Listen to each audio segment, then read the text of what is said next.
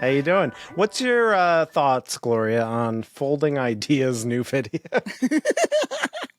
Yeah. Did you think it was too pretentious? Everybody wants to know. There's a YouTuber that reviewed another YouTuber, and everybody cares. Now we're going to review the YouTuber who's reviewing a YouTuber. Gloria asked, she's been asking for months, can I be on the podcast, please? Did you tell me that? I think I did. Yeah? I really wanted to be in the podcast. Yeah, you think it's cool to be on a podcast? Well, so we do have a topic for you. So, you know, the summer's been busy for Gloria. She turned 7 last week. Whoa, happy birthday, Gloria. Thank you. And she went camping with the Cub Scouts. Uh-huh. Uh-huh. We went to a zoo where they had a mystical creatures exhibit. This is at Roger Williams Zoo in Providence. They have giraffes, they have elephants, they got a lot of cool stuff. They have a Komodo dragon that's like the size of a pony. But and I went for her. I was a chaperone at her school field trip. But they had animatronics this time, EJ, like a whole lineup of animatronics, and it was additional admission to see the animatronics. And the school field trip wouldn't allow it. They were like, you're not going over. There was like an equity thing about like no buying them snacks, no going to the exhibit. But so Gloria said, can we go to Mystical Creatures sometime? And they had like Cthulhu. They had like Ugly Mermaids. What else did they have? They had an abominable snowman, which was the Yeti from Rudolph. You can put a picture of that Which in. was. So yeah. You can put in a picture of the Yeti. We can't put any pictures from the movie in though, because Copyright? it would be bad to like the movie theater. We can't like film or take any pictures in the movie theater. You're worried about licensing? Yeah. Yeah, we're not going to show the whole movie here. This kid is a rule follower. Can I tell you something? She found out how the movies that are on Plex are on Plex. And she's been putting up a little bit of a boycott. Like, I'm not watching. Or like Dad broke apart. We shouldn't talk about that. Go ahead, tell him. No, that's bad. Go on, Gloria. Tell the FBI. Yeah. Boom! Freeze! Michael Schoon, FBI. You know you did. Yeah, you thought you could get away with your little ruse, didn't you? Didn't you? I brought drinks into the movie theater, EJ. I did it. I broke the law? The movie theater law. They don't allow outside drinks into the movie. Well, that's stupid. That's the rule. Yeah, well, we'll just see if we can't get around that. That front seat there. And I let her ride in the front seat. Louie, you'll have to sit in the front seat. What? The front seat? Really? This is the best day of all my life. In Massachusetts, you got to be 8. She's 7. Look at her. And she wrote. Why? Why did you do that? You're gonna get arrested. Really? Police officers, no. You don't think police officers watch your things? I don't think so. Maybe. Hey, if you're a cop out there, let us know. Yeah, let us know. I was dropping her off from school one day to let her ride in the front seat, and I was like, she was like, there actually is a cop that works at my school, and they're gonna see this whole thing go down. And she was like, she was getting pretty nervous. And finally, we stopped at a convenience store, and she got in the back seat, and she was like, Dad, I'll do this when I'm 8. I'll do this when I'm 8. It's hard. It's hard to explain to a child why sometimes you can take it upon yourself to break the rules. I mean, how do you communicate a lesson like that? I try not to. Should we get to the inside out? Yeah, let's get. She's the voice of the audience. You pushing this thing along? Yeah, so we saw Inside Out 2. We saw it twice.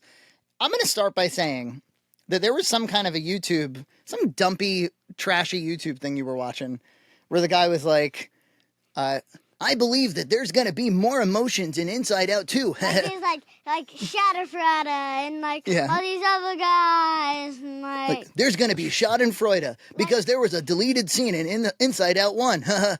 He kept going, Yeah.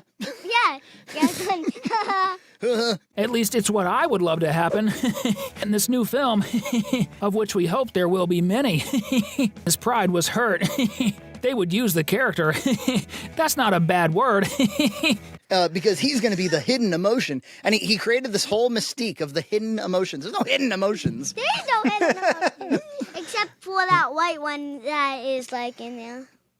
There was a hidden emotion? Yeah, well, it wasn't really hidden. But remember, like that white one that was like with the glass, and she, like the old woman. Remember when we all finally came up to headquarters? Nostalgia. Oh, nostalgia. Nostalgia.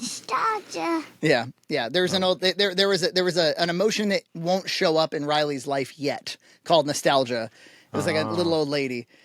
Anyway, for those so a Pixar movie, for those who haven't seen Inside Out 1, do you remember what it was about?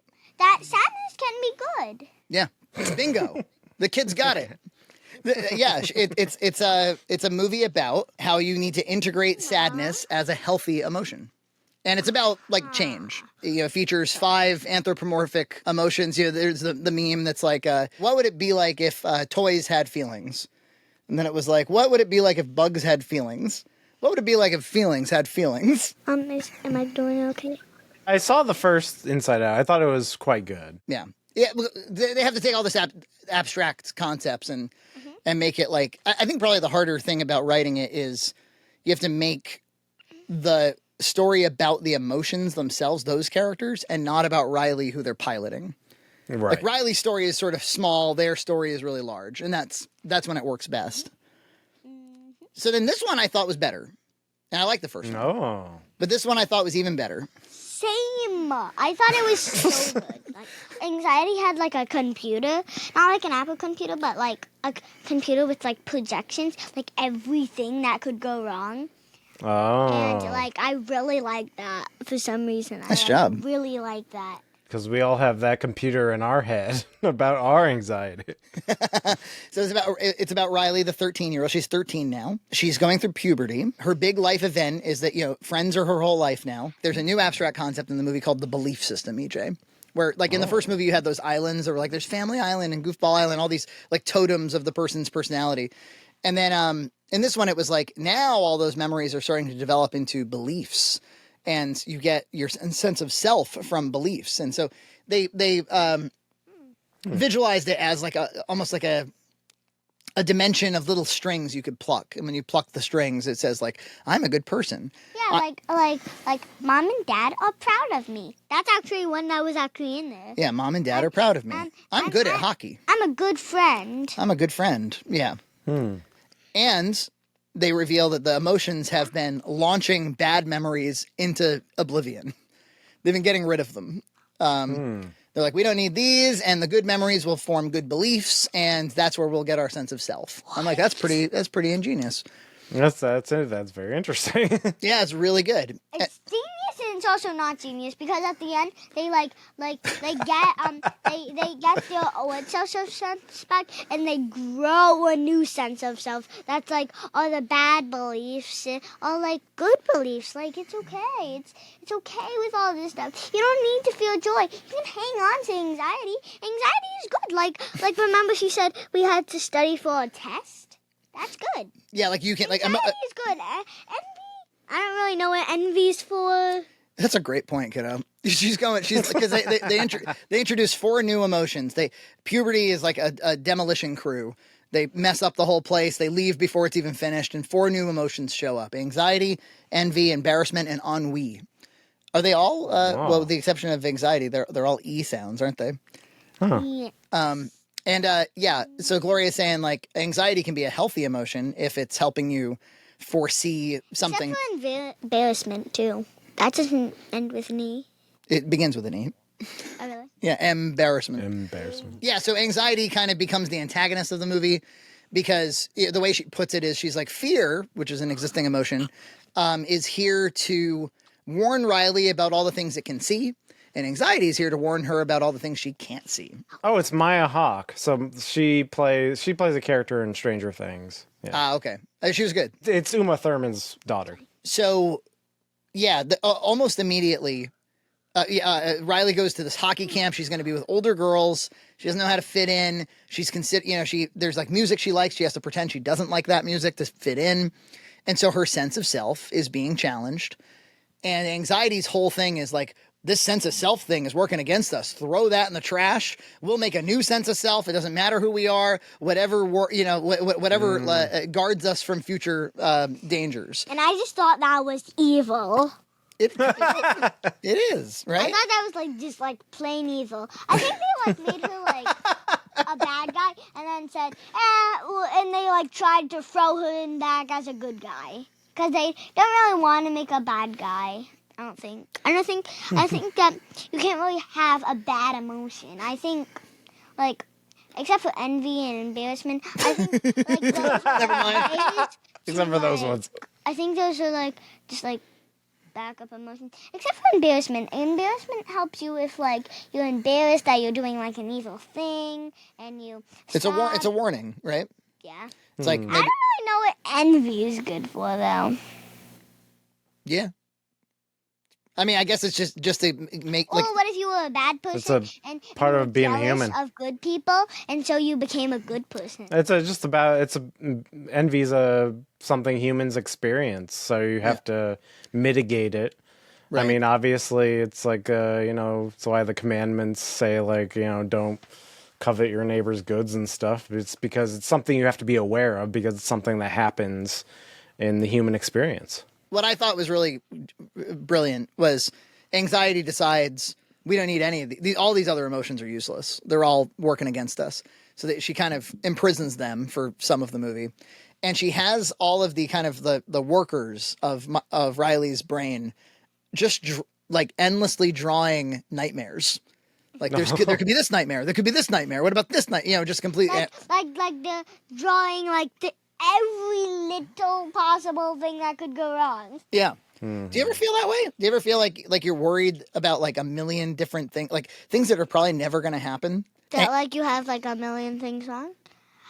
One time I actually have, I don't really remember what, I think it was at my birthday, like too many things were going on, like yeah. like a mess in my treehouse, my picture got soggy, Your picture got soggy. like I would have maybe got like a break, which would have made me selfish and would have like had me like getting time out or something. You're worried if you took a break, it would look like you were being selfish somewhere? No, but like I'd want to not go in. I'd get like a scolding and From I'd who? probably like get like a punishment. From me? I don't think so, Tim. Yeah, good. So, remember we talked about antagonists and protagonists? Do you remember what those are? Protagonist. Do you remember what those are? So the antagonist is like the thing that stops the other antagonist. Protagonist, yep. Protagonist from getting what they want, and the protagonist makes it so that they don't get what they want and makes them stop because they're doing an evil thing. Yeah, and that's why I was saying I think anxiety is the antagonist, but not necessarily a villain. It's not, it's not a bad person. She's doing what she thinks is best, but she is stopping joy from feeling joyful. In fact, there's a really nice part of the movie where she's like, "Look, maybe this is just about when you get older, you just feel less joy." Do you feel like as you get older, you feel less joy, EJ? I don't know, not especially. You feel like you have like spikes of joy like you did when you were a child? I mean, yeah, you get more excited about things when you were a child, for sure. But I guess I'm not very super self-reflexive about it. Like, when they said it, I had to stop for a moment where I was like, do I feel less joy? Probably. I don't know. Well, I think it's like anything, like especially when you have kids. I mean, I think you feel sometimes more joy than you've ever felt before. That's really what I I think. That knows how that feels. I do. I kind of know how that feels with my dad, basically. I just... I love it when we play together. And sometimes, yeah, maybe the lows are lower and the highs are higher, but it's I don't particularly think that the joy is lower. Yeah. Can I watch this video tomorrow? Sure, you can watch this video tomorrow. So Like the things that bring you joy are different. That's the Yes. thing.